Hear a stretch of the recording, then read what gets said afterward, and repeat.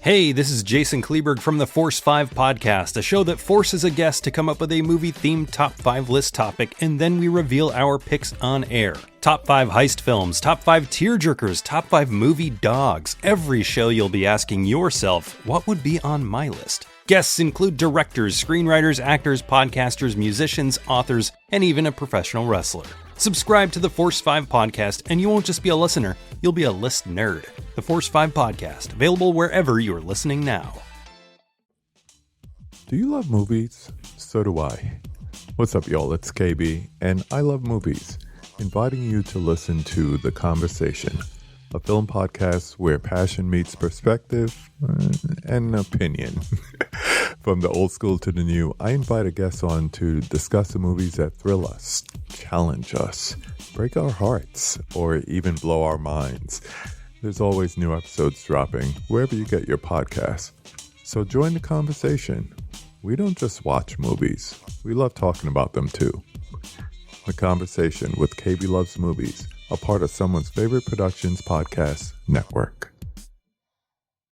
I want you to hold it between your knees.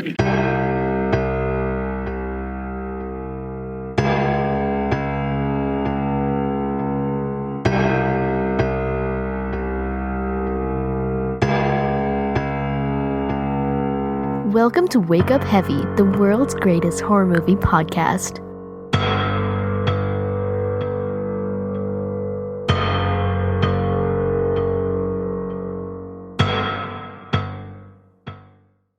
Well, hello, heavy boys and girls. This is Mark Begley, the host of Wake Up Heavy, with my first Notes from Home episode, or Notes from Isolation, Notes from Quarantine, if you will, although I am not quarantined, but that seems to be the term that we're all tossing around.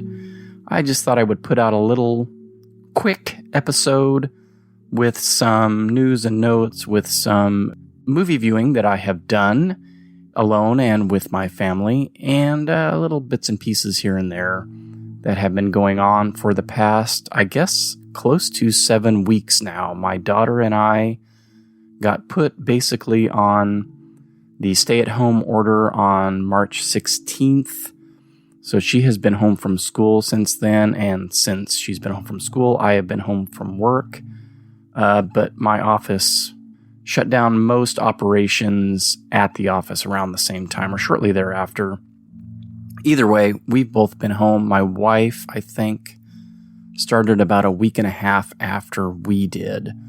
And we are grateful and thankful and lucky to both be working in essential services. At least that worry is gone. But it is a strange time for everyone. Time has become fluid. So although I figured I'd have tons of time to record, do the video idea that I've mentioned a couple of times with my daughter, that really hasn't happened just because the time slips away, or I don't know, it's weird. I've been seeing on Twitter a lot that March lasted for 700 years and April has lasted for about 7 minutes. So it's just gotten really strange. So anyway, movie watching has kind of taken a hit as well. Part of that is just state of mind. I'm not I am an anxious person, but it's more social anxiety. But this has brought about some strange mental goings on in my head. I'm sure it has for my wife and daughter as well, and for most people out there. So things have just gotten really strange. And movies, again, I thought I'd be watching a ton of movies. Haven't really done that because work has become really fluid and flexible, and I work all day long, just keeping up with the strange pace of our office now. I take breaks now and again to watch a movie and get back to work. Try to watch movies when I'm done with work, before family time. It's just gotten really strange. So nothing new, I'm sure, for anybody out there listening. Hopefully you're all doing well, staying safe, being smart. When you're going out, you're wearing gloves and masks. I really only go to my office and the bank to make deposits, and I am now doing the Dropbox deposit because the last time I went in, some asshole didn't want to stand 6 feet away and got really bent out of shape about it. And I was like, I'm not doing this anymore. So I am currently recording on Audacity on my new laptop. I am still laying on the floor, and that's just because of the microphone I have is on a little funky tripod. I have ordered a microphone extension or microphone arm, boom mic, whatever you want to call it, that I will be able to attach to a little coffee table that we have and sit on the couch in here like a normal person. That should arrive in the next week or so. I'm not going to go through the whole watch list since March 16th, but I've noticed some patterns here. I've gone back to some childhood favorites, like preteen, teen things that I would catch on TV, so a lot of 70s, very early 80s movies that are warm and fuzzy for me, taking some dive into some different genres, not because I'm bored with horror, but, now's the time to kind of branch out and explore other things. Again, sort of callbacks to my youth. So I'll just point out a couple things that I watched that I really enjoyed that I think you should try and catch. Back to the kind of childhood movies, although I don't know how old I was when I first saw this one, but I watched this because of a Projection Booth episode podcast. That doesn't sound right. Projection Booth podcast episode. Let's leave that one in there. They Shoot Horses, Don't They? I've been trying to watch that for a while and finally broke down and watched it on YouTube. I think it's the full movie. Not the greatest of transfers, but well worth it. And boy, is that a downer. So don't watch it if you're not in a good headspace right now. Speaking of downer movies, Kramer vs. Kramer, I watched that one. For the heck of it, that was something I used to catch on TV all the time and would sit and enjoy it. The other day, I rewatched Deliverance, which I had been meaning to watch for quite some time now. I think it's on TCM currently. It hasn't been streaming anywhere since it went off of Netflix a little while ago.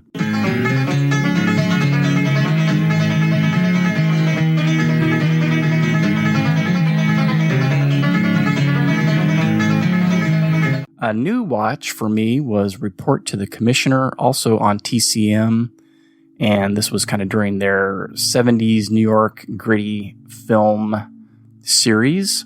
That was a very fun movie. Blue Collar, going back on my Paul Schrader kick. I'm not sure if I've seen this one before, so that might have been a first watch too. I feel like I have, but it wasn't hitting too many memory receptors. And then rounded that out with a peak Jack Nicholson film, 5 Easy Pieces. You want me to hold the chicken, huh? I want you to hold it between your knees. Some of the other genres I've been getting into during this time are film noir. And I watched, I think, 3 in a row here, all from TCM. The Killing and Crime Wave, which both star Sterling Hayden. Oh, as does Asphalt Jungle, if I'm not mistaken. But The Killing and Crime Wave also have Timothy Carey and a couple of other character actors in there, so it was neat watching them back to back and seeing a lot of the same faces. I'm trying to get back into Kung Fu, which was a big deal as a kid, and I would watch Kung Fu theater, or action theater as they would call it later on, every Saturday. If it wasn't horror movies on Saturday, it was Kung Fu movies. And unfortunately, a lot of the ones, there are a lot out there. There are a lot on Prime, and I think Tubi, and I know that Netflix has a smattering of them as well, but the ones on Prime are always the edited versions, which is the one thing that kind of drives me nuts. But I watched 36 Chamber of Shaolin, which is a classic and a masterpiece, and well worth the couple of hours you will put into that. And then I realized that TCM is playing the Lone Wolf and Cub series. I watched the first 4 pretty quickly in succession and tried to watch the 5th one, which they have on there on demand, but it kept playing the 4th one. So hopefully they fix that and get the proper movie and the 6th one up, because I would like to round out the series. They are a lot of fun. Big inspiration for The Mandalorian, which I caught on to about midway through the third movie, and my wife had already mentioned it when I said I was watching them. It's a assassin with his baby, and she was like, "Oh, like Baby Yoda," and I didn't hear her, or I didn't catch it or something, and so it took me a minute to recognize that. As far as horror movies, I've done some rewatches. I did all the Sam Raimi stuff, all the Evil Dead, Within the Woods, which is kind of the precursor to the first Evil Dead. This was the movie they showed to investors. Clockwork, which is a quick little, I think 6 or 7 minute horror film. It's actually pretty decent. Those are on YouTube. The Equinox movies, all that stuff, and some other Raimi films as well. I got an itch to watch some Exorcist ripoffs, so I watched Beyond the Door and its unofficial sequel, Shock, which was called Beyond the Door 2 here, but they are unrelated other than they both star the same little blonde-headed kid who I don't think was in any other movies. Shock is the better of the two, and I know it's on a couple different streaming services right now. The other day, I got to rewatch When a Stranger Calls, something I have been meaning to catch for a long time. Man, the first 20 minutes of that movie is some of the freakiest, scariest stuff that I have seen. I remember it just absolutely ruining me as a kid. And I think I mentioned back on the Black Christmas episode, because that's sort of loosely based on this urban legend as well, that my cousin told us that story when we were young and staying at their house, and it scared the absolute crap out of me. I did some Kurt Russell films that are not necessarily horror, but I watched Breakdown, and that had been floating around Twitter. I think Anya Stanley had mentioned it in a tweet, and a bunch of other people had kind of caught on and watched it, and so I did the same. Good, on the road, kind of like The Hitcher, thriller. And then I also watched Bone Tomahawk again for the second time, and boy, oh boy, is that movie rough. Very good, though. Check it out. It's quite long, and it has a very deliberate pace, and it gets really disgusting at the end, but it is a very good, not Western, but, well, check it out. It's on, I think, Amazon Prime right now. Did a rewatch of Prom Night, one of those Jamie Lee Curtis slashers from the early 80s. Not one of my favorites, but it was fun to watch. Got a great dance scene towards the end.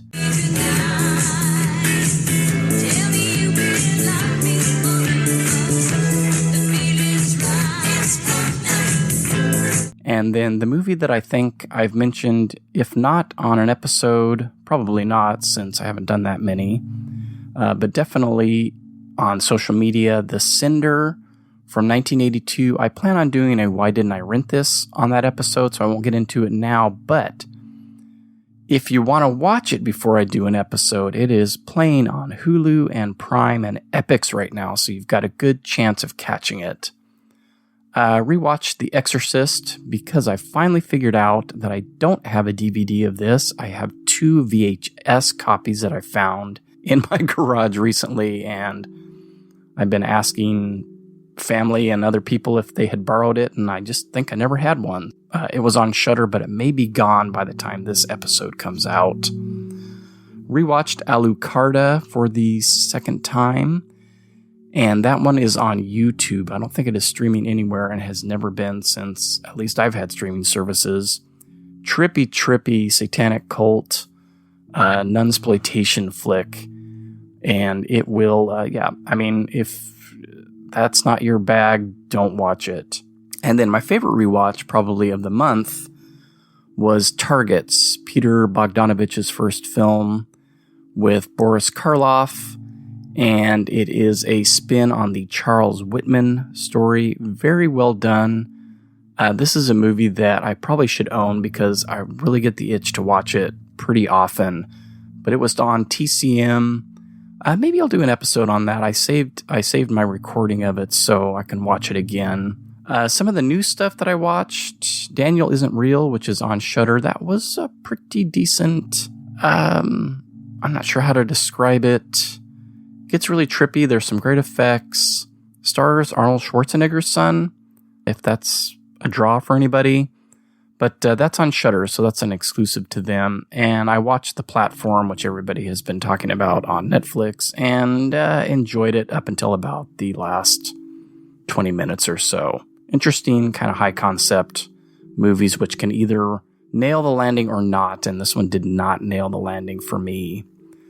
Some of the stuff that I've watched with my kid or we've watched movies, but in particular, Cleo and I watched Monty Python and the Holy Grail because right before all this happened, we watched Time Bandits. This was sort of my idea for the videos. Watched some movies that I remember really liking as a kid, seeing how she would react to them. So we watched Time Bandits, which she really enjoyed. She had her pick between Time Bandits, Legend, and Willow. We watched all the trailers. She jumped on Time Bandits. We watched it. Maybe we'll still do something on that eventually. Didn't have as much success with Legend. I think she kind of tuned out after a while, and I realized how sort of goofy it was. And we have not watched Willow yet, but it is on Disney+, so we have that opportunity. So anyway, Time Bandits made me think of the Monty Python guys because so many of them are involved in that movie.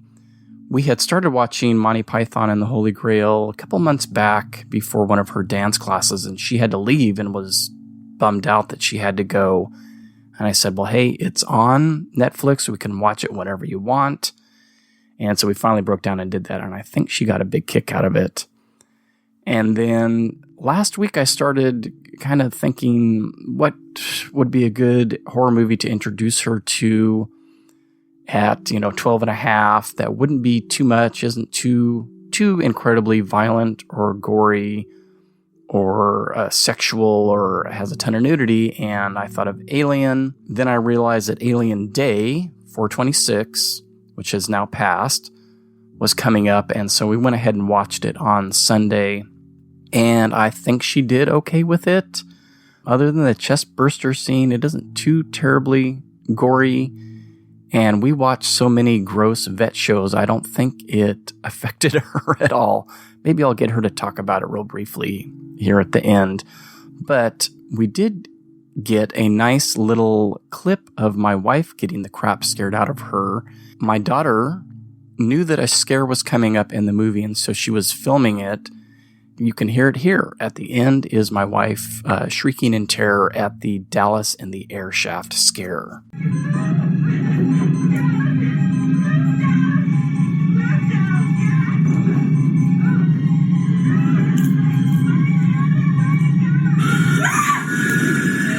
Kudos to Cleo for the foresight in catching that. That's about it for watch list items. There are way more that I could probably go over, but those were sort of the high points for me. Other than that, just keeping busy with work.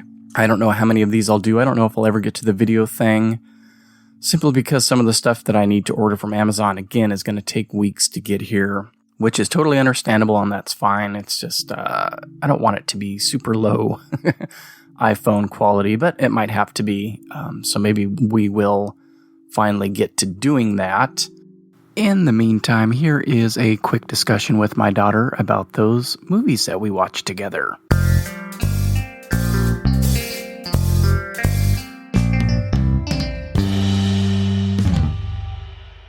Okay, so just real quick, we all watched as a family Alien. What did you think about it? It was very good. I liked it a lot. Do you think you'll ever watch it again? Most likely, yeah. Do you think you'll watch the sequels? Or some of the sequels? Probably. Okay. So was it too gory for you? No, not really. Did any of the violence or blood bother you? No. Okay. How about scary? Was it too scary? No. Did you have nightmares? No. Okay, good. All right. Well, I did want to bring up a couple other movies that we watched. Before this happened, we watched Time Bandits. What did you think about that one? That was really funny. Yes, I think we need to watch that one again. And that made me think of The Holy Grail, which we watched. That was insane. When you're a little bit older, we can watch some of the other ones. They're a little bit too naughty. We also watched Legend. What did you think about that one? It was kind of, it was good, but it was also kind of weird. It was kind of hard to follow. Yeah, it was wasn't as good as I remember it being as a kid, but still kind of interesting, kind of a neat world, but it was very obvious that it was all studio, and some of the special effects weren't all that wonderful, but I always liked that Dark Lord creature, the way he looks. All right. Well, we've got our package of toys to open, so let's go do that. Thanks, Cleo. You're welcome.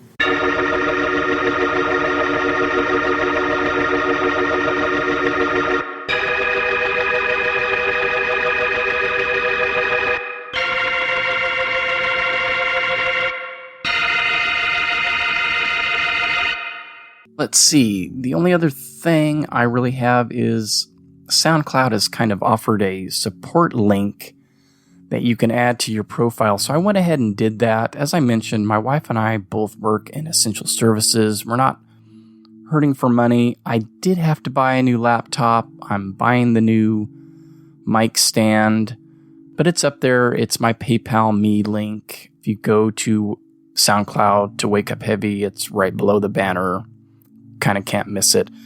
If you've contributed to the show in any way as a guest, as a provider of music, as a provider of art, don't bother. I may have just reduced. If you're family and friends, okay, that's just about everybody. But anyway, if you feel like pitching me a couple of bucks, it would be greatly appreciated, and it will go towards the show.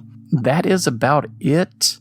Hopefully I can get my brain unscrambled and get that Why Didn't I Rent This episode on the sender out soon. I should be talking with Mike White again, probably not until, I would say, end of May or June, on David Cronenberg's Shivers. That should be a lot of fun. I'm waiting on a book about the movie that he has also read and suggested that I get, so I'm doing that, and that won't be here until sometime in May. So I think that should do it for this episode, trying to keep it brief and under 20 minutes. So we'll see how this sounds. This is being recorded on Audacity. I'll fix everything up in GarageBand and throw it up. And stay safe, stay healthy, be smart, and I will see you next time. Thanks so much for listening, and don't forget, in space, no one can hear you. Wake up heavy.